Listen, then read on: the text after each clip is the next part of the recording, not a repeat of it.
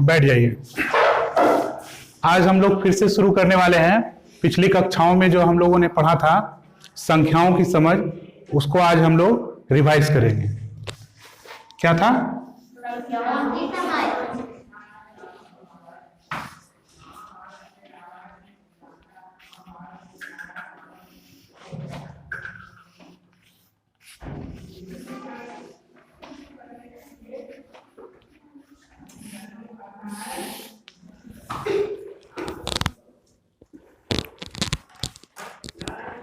संख्याओं की समझ ना।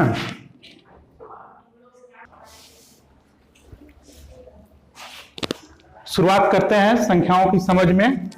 और संख्याओं की समझ में हम लोगों ने पहला पढ़ा था, पहली संख्याओं की समझ में पहला क्या था? प्राकृतिक संख्या। फिर से एक बार रिवीजन कर लो। प्राकृतिक संख्याओं को इंग्लिश में क्या लिखे थे?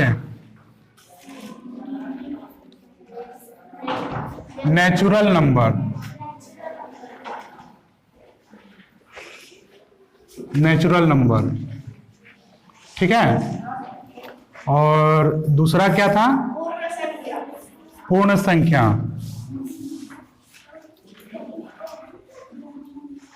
पूर्ण संख्याओं को इंग्लिश में क्या लिखे थे?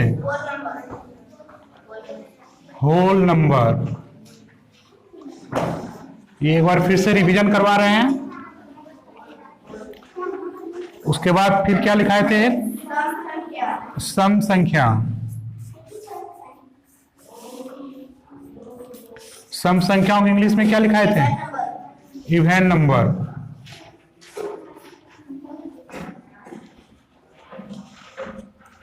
और चौथा लिखाए थे तो विषम संख्या। विषम संख्या, इसको इंग्लिश में क्या लिखवाए थे? Odd number. देखिए, प्राकृत संख्या, प्राकृत संख्या किसे कहेंगे? हाँ, गिनती की संख्या को हम प्राकृत संख्या कहते हैं। जैसे गिनती में क्या लिखते हैं? 1 2 3, ये चला जाएगा अनंत तक, है ना। उसके बाद पूर्ण संख्या क्या बोले थे? हाँ, गिनती की संख्या में जब हम शून्य को शामिल कर लेते हैं तो वो पूर्ण संख्या हो जाता है। जैसे 0 1 2 3, ये चला जाएगा इन्फिनिटिव तक, है ना। सम संख्या किसे कहेंगे? जो 2 से पूर्णतः विभक्त हो जाए या पूर्णतः कट जाए या पूरा पूरा जिसमें 2 से भाग लग जाए, वैसी सारी संख्याओं को हम सम संख्या कहेंगे। जैसे 2 4 6 8, ठीक है, ये इन्फिनिटिव तक चला जाएगा, है ना। विषम संख्या, विषम संख्या किसे कहेंगे? हाँ, जो 2 से पूर्णतः विभाजित ना हो उसे विषम संख्या कहते हैं। जैसे 1 3 5 7 9, ठीक है, इन्फिनिटिव, ठीक है। अब समझ में आ गया है? प्राकृत संख्या, गिनती की संख्याओं को 1 2 3 4 5 को प्राकृत संख्या कहेंगे। पूर्ण संख्या होल नंबर, जब प्राकृत संख्या में 0 को शामिल करते हैं तो वो क्या हो जाता है? होल नंबर, पूर्ण संख्या बन जाता है ना।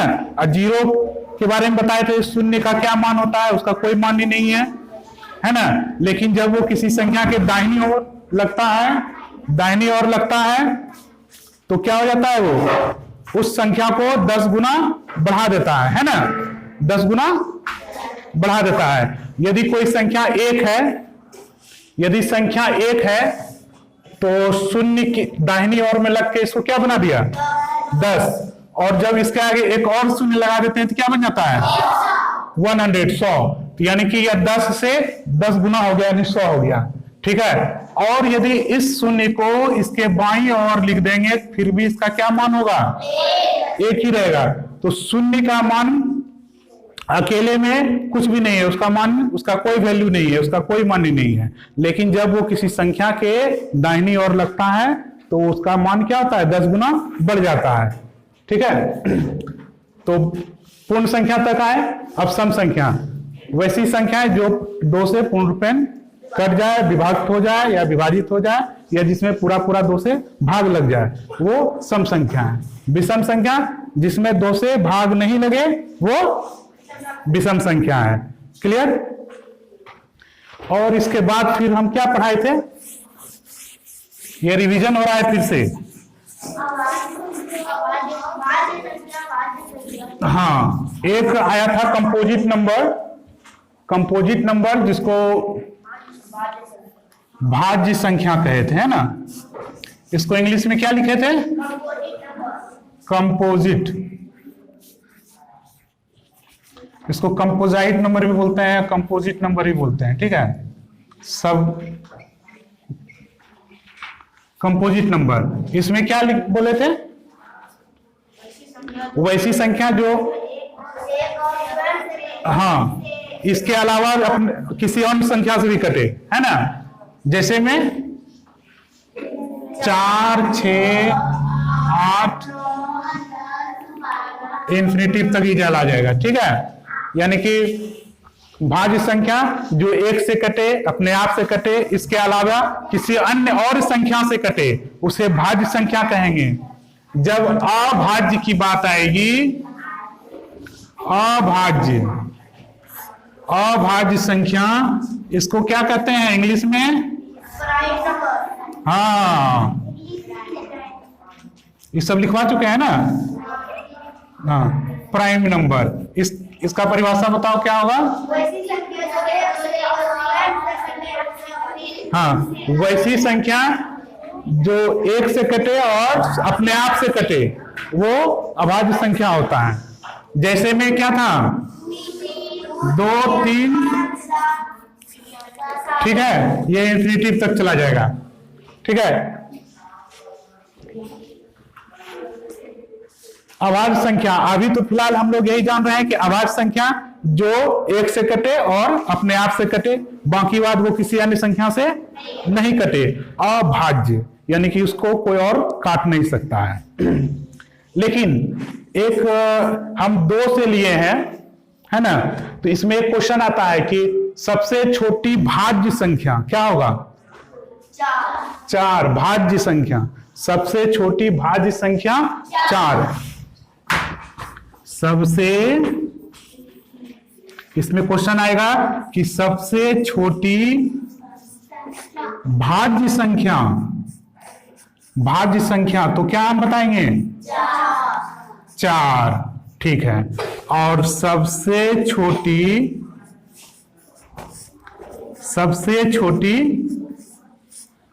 अभाज्य संख्या क्या होगा?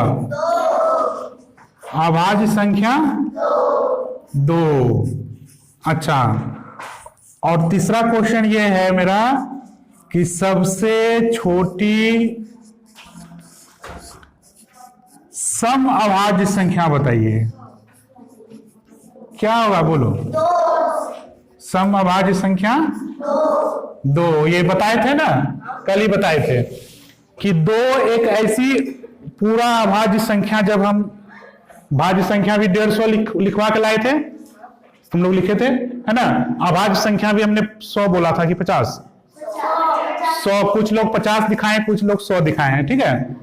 तो अभाज्य संख्या जो 100 अभाज्य संख्या हम लोग लिखवाएं या लिखे, तो उसमें कहीं भी तुम लोगों को सम संख्या मिला? नहीं मिला। ये मात्र 2 है, ये 2 है, सबसे छोटी अभाज्य संख्या और सबसे छोटी सम अभाज्य संख्या, और एकलौता सम संख्या है। क्या है? एकलौता 2 एकलौता अभाज्य संख्या है जो एक सम संख्या है, सम संख्या है, ठीक है? बात समझ में आ रही है ना? ये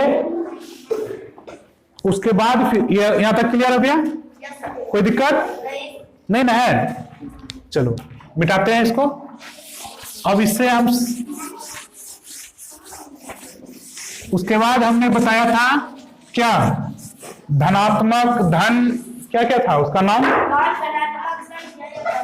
देखो, इसका एक नाम हमने बताया था धन संख्या, इसका नाम बताया था हमने धन संख्या, या फिर इसका नाम बताया था हमने धनात्मक संख्या।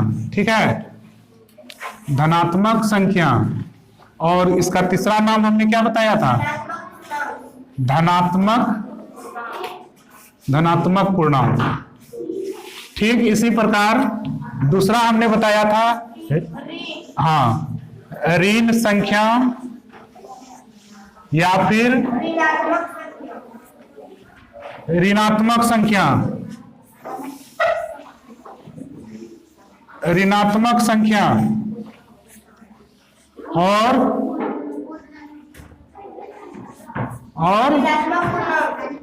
ऋणात्मक पूर्णांक, ये हमने बताया था पिछली कक्षा में। ठीक है, तो धन संख्या, धनात्मक संख्या या धनात्मक पूर्णांक किसे कहेंगे? तो गिनती की जो संख्या थी हमारी, है ना, उसी के आगे में प्लस लगा देना है। जैसे क्या हो जाएगा? हाँ, +1, +2, +3। ठीक है, ये प्लस इन्फिनिटिव तक चला जाएगा, प्लस इन्फिनिटिव तक चला जाएगा। ऋण संख्या, ऋणात्मक संख्या या ऋणात्मक पूर्णांक, इसको नेगेटिव इंटीजर्स या नेगेटिव नंबर कहते हैं, लिखवा दिए थे, है ना। और धनात्मक संख्या पॉजिटिव इंटीजर्स लिखवाए थे। ऋणात्मक संख्या में क्या लिखवाए थे? -1, -2, -3 और ये माइनस।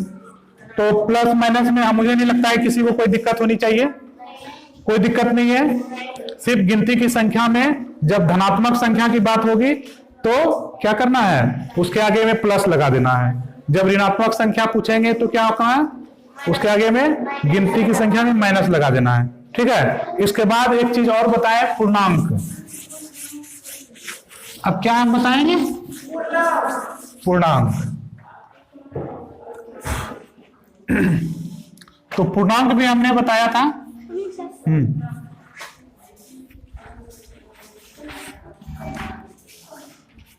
पूर्णांक संख्या, पूर्णांक संख्या के बारे में हमने क्या बताया था? जब धनात्मक और ऋणात्मक संख्याओं में शून्य को शामिल किया जाए। हाँ, तो वैसे संख्या फिर से बता देते हैं। अभी धनात्मक और ऋणात्मक संख्या के बारे में बताएं।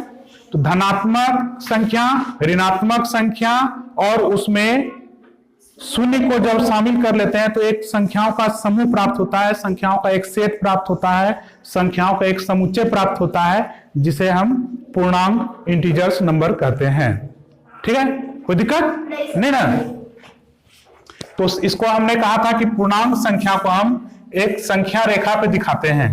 तो इसमें क्या करते हैं? एक बीच में डंडी पे इसको शून्य को रखते हैं, ये ना, और इसके दाहिनी तरफ में हमने क्या लिखा था? हाँ, धनात्मक संख्या, धनात्मक, हाँ, धनात्मक संख्या इसको बोल देना है। ठीक है, और इसके बाईं साइड में क्या करना है? ऋणात्मक संख्या को लिख देना है -इन्फिनिटी तक। इसको क्या कहते हैं? धनात्मक पूर्णांक या धनात्मक संख्या। ठीक है, फिलहाल तो यही है।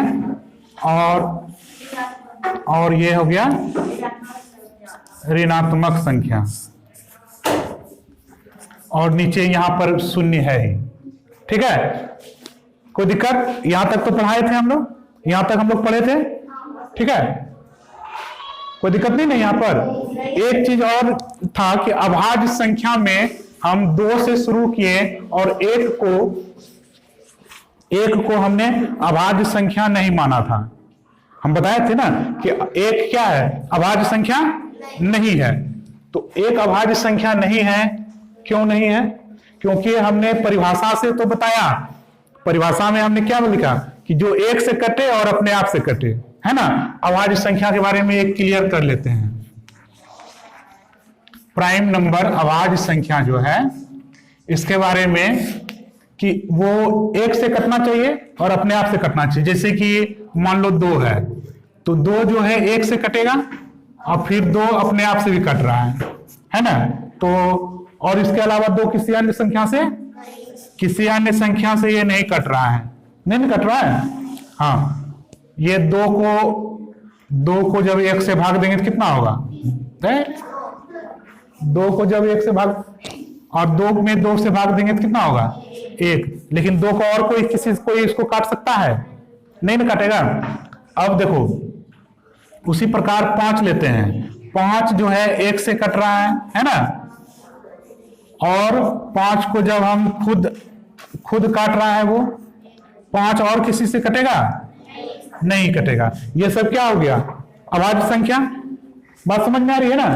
अब इसी के आगे में हम लिखते हैं 12।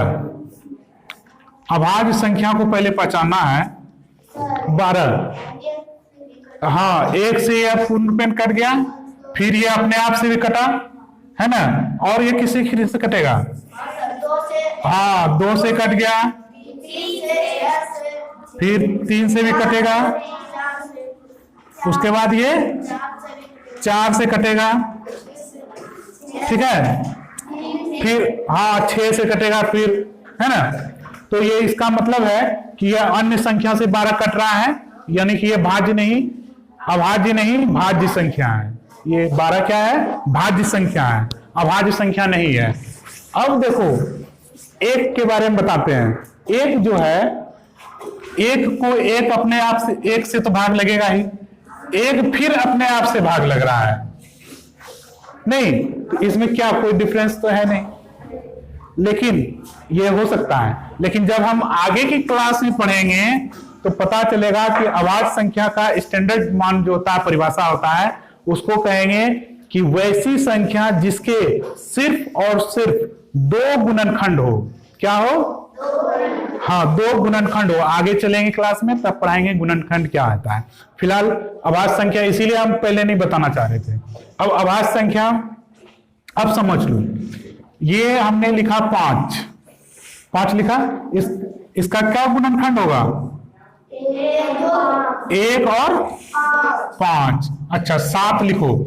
ये कितना होगा? 1 से 7। अच्छा, अब इसी तरह लिखते हैं 9 लिखते हैं, 1 से कटेगा, 3 से कटेगा और 9 से कटेगा, तो इसका 3 गुणनखंड हो गया। तो 5 और 7 जो है मेरा, ये एक प्राइम नंबर हो गया, यानी कि ये क्या हो गया? अभाज्य संख्या है ना। लेकिन 9 जो है ये क्या हो जाएगा? भाज्य संख्या। समझ में आ रही है ना? परिभाषा था कि जो 1 से कटे और अपने आप से कटे वो अभाज्य है, और यदि किसी अन्य से यदि वो कट रहा है तो वो भाज्य हो जाएगा। बात समझ में आएगा? फिर आगे जब हम पढ़ेंगे तो पता चलेगा कि नहीं, अभाज्य संख्या वैसी संख्या को कहेंगे जिसके मात्र केवल 2 क्या हो? गुणनखंड हो। ठीक है, जैसे 5 का 1 और 5, 7 का 1 और 7 है। 9 का करेंगे तो 1 3 9 हो जाता है। उसके बाद एक और कोई ले लो, 18 ले लो। 18 देखो तो किससे किससे कटेगा? पहले तो 1 से कटेगा, 2 से कटेगा, ठीक है, 3 से कटा,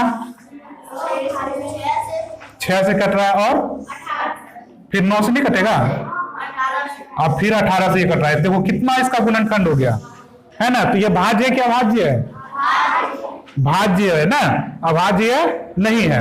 अब देखो यहां तक क्लियर हो गया, ये क्लियर हो गया ना। अब बताओ 1 जो है इसका कब गुणनखंड होगा? कौन कौन बोलो? 1। और कोई है गुणनखंड इसका? एक ही है ना, है। इसीलिए कल जैसे पूछ रहे थे ना कि अभाज्य संख्या में सर 2 से क्यों शुरू हुआ, 1 क्यों नहीं होगा? 1 इसीलिए नहीं होगा क्योंकि इसका मात्र 1 का एक ही गुणनखंड है। परिभाषा के अनुसार यदि हम जाएंगे तब तो 1 अभाज्य संख्या हो जाएगा, लेकिन जब हम आगे की ओर पढ़ेंगे तो पता चलेगा कि अभाज्य संख्या में सिर्फ 2 ही गुणनखंड होना चाहिए। और इस तरह जब हम समझा रहे हैं, इस तरह जब बता रहे हैं, इस तरह हम जब इसका विखंडन करेंगे तो पता चलेगा 1 का सिर्फ एक ही गुणनखंड है, इसीलिए 1 कभी भी अभाज्य संख्या नहीं होगी। तो सबसे छोटी अभाज्य संख्या कौन होगी? 2 होगा, है ना। 1 तो होगा ही नहीं। बात समझ में आ गया ना? कोई दिक्कत नहीं है। चलो, पूर्णांक समझ में आ गया है। डंडा एक तो खींच लेना है, रेखा लाइन खींचना है ना, और अपने इधर से दाहिनी साइड में हाँ धनात्मक संख्या को और ऋणात्मक संख्या को, और मुंडी के पास जो है क्या रखना है, शून्य। ये जो मुंडी है मेरा सर, उसको शून्य मान लेना है ना। ऐसे करने के बाद नहीं, ऐसे नहीं, फिर गलत हो जाएगा ऐसे। तो ये शून्य हो गया, इधर धनात्मक इधर ऋणात्मक, हो गया पूर्णांक संख्या, है ना। चलो, स्थानीय मान और एक होता है अंकित मान। क्या होता है? अंकित मान। इसके बारे में पता है? इसको इंग्लिश में कहते हैं place value, PLACE, place value. स्थानीय मान को क्या कहेंगे? Place value. बात नहीं करो, लिखो।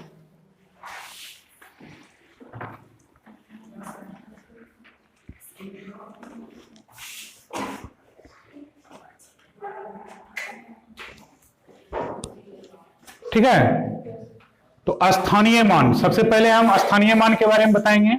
तो मान लो कि कोई एक संख्या है, कोई भी संख्या, मान लो 5, 6, 9, 1 है, ठीक है, 5, 6, 9, 1, यानी इसको कितना हो गया है? 5691, ये ना 5691। अब हम इस सभी संख्याओं का स्थानीय मान निकालने के बारे में बताएंगे। तो स्थानीय मान बता सकते हो क्या होगा? हाँ, 5, 6, 9, 1। तो 1 का स्थानीय मान क्या होगा बताओ? 1 गुना 1, यानी ये 1 होगा। 9 का स्थानीय मान कितना होगा? 9 गुना 10, यानी कि ये 90 हो जाएगा। फिर ये देखो, 6 का स्थानीय मान कितना होगा? 6 गुना 100, यानी कि 600। अच्छा, और 5 का स्थानीय मान कितना होगा? 5 गुना 1000 बराबर 5000। अब ये समझ में आ रहा है? कुछ समझ में आ रहा है इसको? स्थानीय मान वो किस स्थान पर है, कोई संख्या किस स्थान पर है उसका मान निकालना है। जैसे ये 1 है, तो इकाई दहाई करने के लिए आता है सबको? आता है ना। ये इकाई के स्थान पर है, तो इकाई का मान 1 होता है। दहाई का मान कितना होता है? 10 होता है। सैकड़ा का मान कितना होता है? 100। और हजार का मान 1000। तो फिर यहां आते हैं, तो इकाई के स्थान पर यहां पर 1 है, तो यहां 1 गुना 1 लिखें तो इसका मान 1 हो गया। 9 कहां पर है? दहाई के स्थान पे, तो 9 गुना 10, दहाई बना क्या होता है? 10। दहाई का मतलब 10। 9 दहाई के स्थान पर है, तो 9 गुना 10 90 हो गया। 6 सैकड़ा के स्थान पे है, तो 6 गुना 100 बराबर 600। 5 सैकड़ा किसे है? सैकड़ा पर है कि 5000, तो 5 को 1000 से गुना करेंगे तो क्या आ जाएगा? 5000। ठीक है, एक बनाने के लिए दे रहे हैं। इसका स्थानीय मान सभी संख्याओं का, सभी अंकों का स्थानीय मान बताना है। हाँ, बनाओ देखेंगे। उम्मीद है सबको अपना अपना बना लिया होगा। अब बोर्ड से मिला लो, ठीक है। जैसे 9 का कितना होगा? 9 गुना 1, इकाई के मान पर है तो 1 से गुना कर दिए। अच्छा, ये 0 गुना 10 कितना होगा? 0। तो 0 का बहुत अच्छा खासियत है कि यह किसी भी संख्या से गुना होता है तो उसको 0 कर देता है, चाहे वो कितनों करोड़ रुपया हो। ठीक है, 1 करोड़ है, उसको 0 से गुना करेंगे तो क्या हो जाएगा? 0 हो जाएगा। 6 गुना कितना होगा? 1000, 100 ना, तो हो जाएगा 600। और ये 2 गुना 1000, 2000। और एक चीज जानो, यदि हम ये बना लिए हैं तो ये मेरा सही है या गलत है, ये कैसे जानेंगे? तो सबसे अच्छा तरीका ये है, 2000 है, हम लिखे हैं ना 2000, लिखे 600 लिख दिए। उसके बाद क्या है 0, तो कहीं भी 0 दे दिए, और एक है 9 दे दिए। ये ना है? इसको जोड़ लो। देखो ये और ये बराबर आया, इसका मतलब मेरा आंसर क्या है? सही है। और यदि तुम लोगों का कहीं बाय मिस्टेक कहीं हो गया कि यहाँ एगो 0 छूट गया और इसका एक 0 घट गया, अब इसको जोड़ के देखो, देखना आंसर नहीं पूरेगा, ये वाला नहीं आएगा। मैथ का ये खासियत है कि हम क्वेश्चन से आंसर तक आ सकते हैं, फिर आंसर से हम क्वेश्चन तक जा सकते हैं। अच्छा, इसको बना, तो इसको बनाओ जल्दी से। देख लो फिर से क्या होगा, यहाँ 0 को कितना से गुना करना होगा? 0 गुना 1 इकाई के स्थान पर है, 9 दहाई के स्थान पर है, तो 10 से कर लेना है, और 6 कितने पर है? सैकड़ा पर, तो 600 से 100 से गुना हो गया 600। और 3 कितने स्थान पर है? 1000, तो 3000 हो गया। और यहाँ 1 है, यह 1 कितने पर स्थान पर है? 10,000 पे, है ना? तो क्या हो जाएगा ये?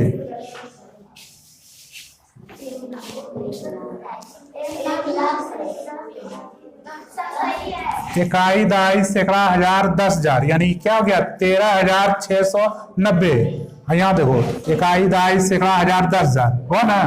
10,000 और 3,000 कितना हुआ? 13,000 और 690 जोड़ के देखो, हो जाएगा। आंसर सही है, ठीक है। अच्छा, इसमें एक होता है अंकित मान, ये तो स्थानीय मान सबको समझ में आ गया।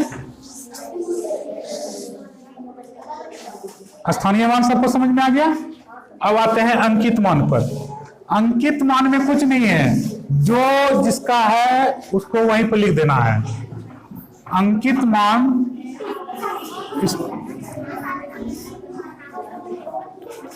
अंकित मान में क्या करना है? मान लो, हल्ला नहीं करो, मान लो कि 5691 है, ठीक है। और इसमें हम कह रहे हैं कि 6 का अंकित मान क्या होगा? 6 का अंकित मान? 6 का अंकित मान सिर्फ 6 ही हो जाएगा, ठीक है। यदि 5 का अंकित मान पूछा जाएगा तो ये 5 ही होगा। 9 का अंकित मान पूछा जाएगा तो 9 होगा। 1 का अंकित मान पूछा जाएगा तो 1 होगा। बात समझ में आई? हाँ, तो अंकित मान जो संख्या जहां पर है उसका वही वैल्यू है। बात समझ में आ रही है ना? अंकित मान मतलब जो अंकित है, जो लिखा गया है वही हो गया। लेकिन स्थानीय मान में उसमें देखना पड़ेगा कि वो उसका स्थान किस जगह पर है। वो इकाई के स्थान पर है, दहाई के स्थान पर है, सैकड़ा के स्थान पर है, या हजार के स्थान पर है, ठीक है। हाँ, तो एक क्वेश्चन यहां पर हम देंगे, इसको अभी बनाना है। हम लिख रहे हैं